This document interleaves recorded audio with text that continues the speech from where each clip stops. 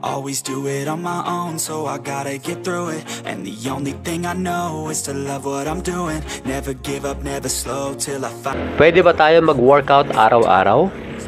Yun bang 7 araw sa loob ng isang linggo? Ano ba ang pwedeng mangyari sa katawan mo kapag ginawa mo ang pagbubuhat ng araw-araw? At meron pang nagtatanong sa akin ng ganito. Sa totoo lang, ito ang madalas na itanong sa akin eh. Pwede daw bang i-workout ang chest ng araw-araw para mabilis itong lumaki? Manatili lang kayo sa panonood upang malaman nyo ang katotohanan sa pagbubuhat ng araw-araw.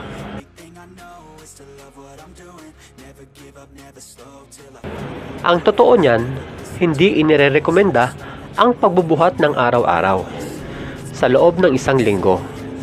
Kailangan mo magkaroon ng at least 1 araw na pahinga. At sa araw na yon, kahit jogging o walking o kahit anong cardio exercise ay hindi mo rin dapat gawin. Ito ay upang magkaroon ng muscle recovery ang katawan mo at upang maiwasan mo rin yung overtraining. Dahil ang isa sa mga rason bakit tayo na-overtrain ay dahil sa kakulangan ng pahinga ng katawan.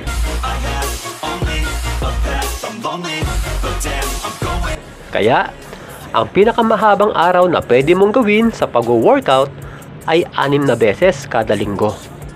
Pero hindi nangangahulugan na dapat ay 6 na araw ka magbubuhat dahil depende pa rin ito sa libreng oras o available time ng isang tao.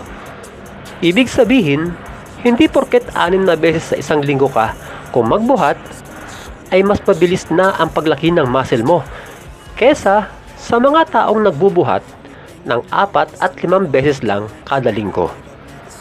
Hindi ganon mga kaprakti. Dahil ang paglaki ng muscle ay nakabatay sa iyong kinakain, haba ng pahinga o pagtulog, at ang paggawa ng proper form sa bawat exercise.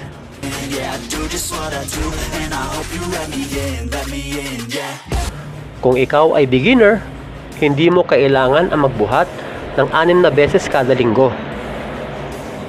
Sapat na ang 4 na beses. Ito ay upang hindi mabigla ang iyong katawan, lalo na kung kain-tulog lang ang ginagawa mo sa inyong bahay. Oh no! O di kaya naman, ang trabaho mo ay laging nakaupo, gaya ng call center agent. Ibig sabihin, talagang hindi ka masyadong kumikilos. Pagdating mo sa gym, puro bakal yan. Kaya dapat hinay-hinay muna sa pagbubuhat. Magsimula muna kayo sa magaan, at habang patagal ng patagal, unti-unti mo ring dagdagan ang iyong binubuhat. Sa ganitong paraan, maiiwasan natin na magkaroon tayo ng injury.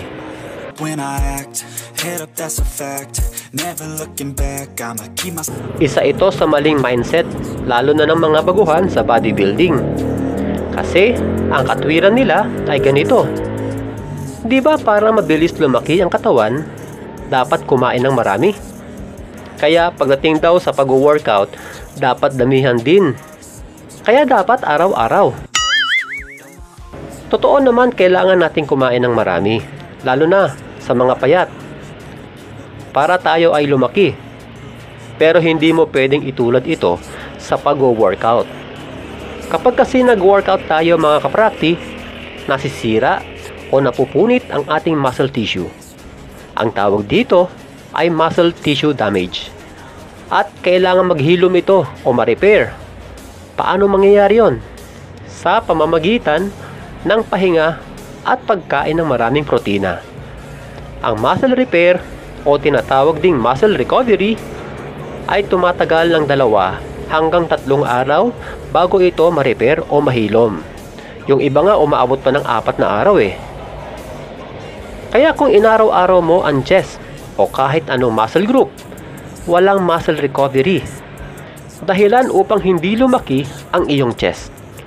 Kaya kung nag-chest ka nung Lunes, ulitin mo ito sa Huwebes o Biyernes.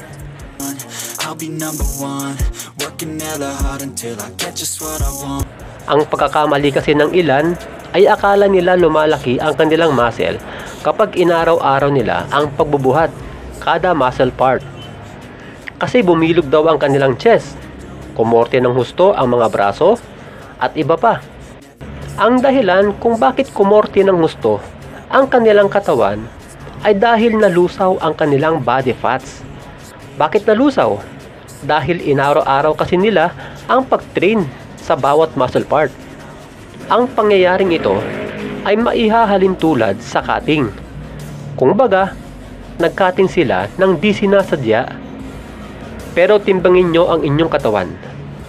Tiyak bumaba ito. Kahayagan na hindi talaga kayo lumaki. Sa halip, nagmukha lang kayong malaki.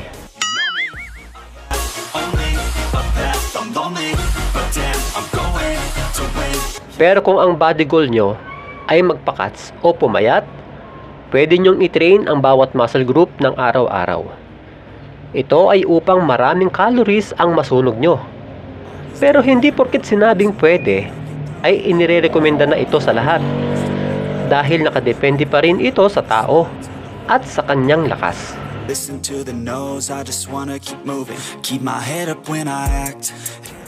Hindi natin kailangang magbuhat ng 7 days a week dahil malaki ang posibilidad na ma-overtrain tayo o ma-injury. Maaari kayong magbuhat ng 4 o 5 hanggang 6 na beses kada linggo. Depende sa libreng oras nyo. Dahil ang mahalaga dito ay matrain nyo ang bawat muscle part ng 2 beses kada linggo, nang may pagitan ng 2 hanggang 3 araw, upang magkaroon ito ng muscle recovery. At hindi makaka-recover ang muscle mo kapag inaraw-araw mo ang pag-train sa bawat muscle part. Tandaan din na malaki ang kinalaman ng tamang pagkain sa pagpapalaki ng muscle, maging sa cutting.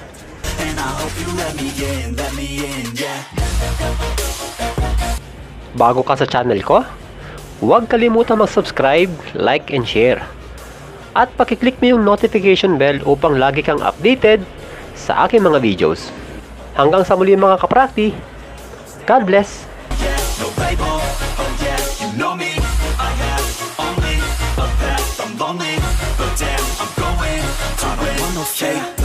I want the real stuff, everybody listen up, cause I'll only say it once. I'm gonna show you all the path, if you want it bad, I'm gonna show you where it's at, yeah, how you can get it back, yeah, cause I ain't never done, I'll be #1, working hella hard until I get just what I want, yeah, rises like the sun, yeah, fatal like